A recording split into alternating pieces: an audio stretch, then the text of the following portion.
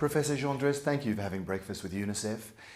For 20 years, you've been one of India's foremost development economists. During that time, what do you make of India's great economic story against the fact that there are 300 million people still in poverty today? Well, I think firstly it's very important to be clear as to what this figure means, 300 people being below the poverty line. It's a staggering figure. It's the official Indian government's figure based on household consumption surveys and the official poverty line, which is basically 32 rupees per person per day, which is, let us say, the price of a bottle of milk, 1 liter of milk. I mean, that's what you can get from the poverty line income. It's a standard that was set in real terms many years ago at a time when people considered themselves lucky to have 2 square meals a day, but it doesn't enable you to have anything like a dignified living in contemporary society. And just to convey that point in a different manner, I have brought here a little basket of food items and other commodities that you would be able to buy with this 32 rupees a day. That would include, let us say, half a kilo of rice, which is less than 1500 calories, a few potatoes and onions, which are the only vegetables that a lot of people are able to afford a lot of the time. A banana, which is actually a bit of a luxury, but anyway, let's put that in. 1 rupee for healthcare in the... What 1 rupee being a couple of American cents? I can't even find healthcare now, sorry. Oh gosh, here it is. So 1 rupee in a country where the healthcare system is virtually completely privatized. 1 rupee for healthcare is what you can buy an aspirin with that or something. It really doesn't get you anywhere. Same point with education, not as privatized as healthcare by any means, but rapidly going in the same direction. 1 rupee per day, something like half a pencil, a little bit of soap, a 5 rupee bus ticket that will get you 3 stops down the road, and after that you'll have to walk because you won't be able to afford to go further in the bus. And after that you will be left with 5 rupees for everything else, for clothing, for entertainment, for social obligations, for rent, which can be very, very expensive, of course. This is 300 million people. That's right, that's the point I'm coming to. 5 rupees, by the way, is, you could just about repair a bicycle puncture with that. But anyways, you're right. The point is not, I'm not commenting on where the poverty line should be.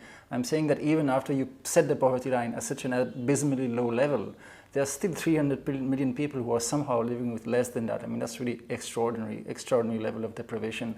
And that is one symptom of the fact that something has gone wrong. I think in the last 20 years, you mentioned the growth story. The growth story is real. I mean, the country is growing very fast, and that has been a big opportunity for this very poor country.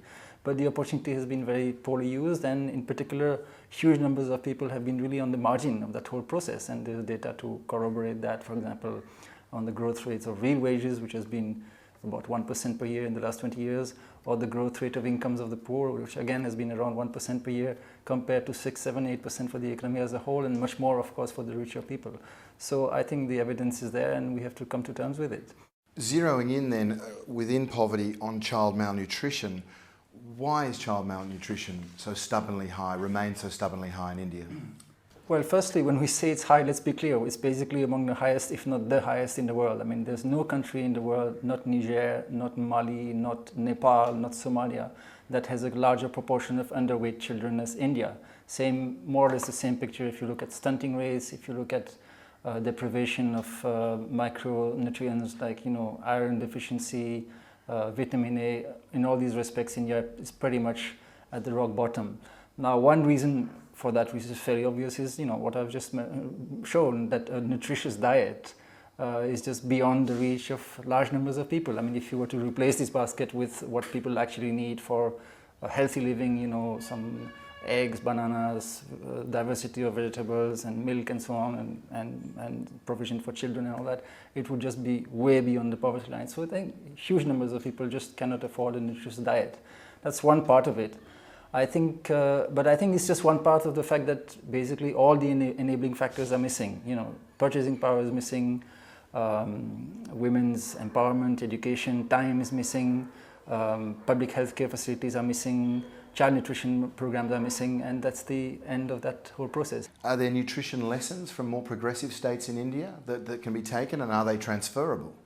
Well, I think there are many lessons from the more progressive states, starting of course with Kerala, which has been well recognized for a long time for its progressive social policies and the outcomes of these progressive social policies, and more recently other states like, for example, Tamil Nadu, Himachal Pradesh, which have really shown that you don't have to wait to be rich to confront these mass deprivations, nutrition, food insecurity, poor health, illiteracy. I mean, you can actually really do something. I think one other lesson from these states is the importance of universal provision, universal access to healthcare, to education, to child nutrition programs, to employment under the Employment Guarantee Act. I mean, these states by and large have followed that universal route, and that is one reason why these interventions have been more effective in these states, whereas in other places and also from the central government there's a great push towards targeting and restricting social benefits to certain categories of people, in particular to those who are below the so-called poverty line that we discussed earlier. And that approach has proved very divisive and very ineffective. And I think that democratic debate in the last 2 or 3 years has actually helped to bring out the limitations of the targeted approach and the case for universalism, and there's a much greater acceptance of that today. Is there any magical set of interventions you can imagine that would, if you could implement it, would change the lives of tens of millions of Indian children today? Well, I don't really believe in magical interventions, or for that matter in single interventions being successful everywhere. I do think that education has a fundamental importance for development and for children in particular. It's actually important for almost everything. It's important for economic growth, it's important for children, it's important for the demographic transition, for health, and for that matter for democracy. I mean, it's an important foundation of democracy, and especially, of course, girls' education. I think this is one thing that we have really learned in development economics in the last 20 years, is the importance of female education and the very strong impact of that on child health and nutrition has been demonstrated almost everywhere. I mean, any data set you want to look at, you'll find that it's that relationship comes through very clearly. So I would say if you talk of long-term interventions, that is absolutely fundamental. In the shorter term, I think that we really have to find ways of reaching out to the very young children below 2 years of age, because now the scientific evidence is very strong that this is really where their future is determined. And there's very little today in most Indian states to take care of these younger children. So I think an enormously greater investment has to be made there. I would particularly mention the whole issue of women's disempowerment and gender inequality, because again, in this respect, India is one of the most problematic countries in the world with huge levels of gender inequality, which is reflected in, for example, low access to employment for women, virtually no property rights, low levels of education, and basically put themselves in a situation where it's very difficult for them to take adequate care of their children. And the care of children depends a lot, obviously, in Indian society on the abilities of women, which are constrained and limited by these multiple disempowerments. From the perspective of the poorest children, what's the latest evidence say about school feeding programs?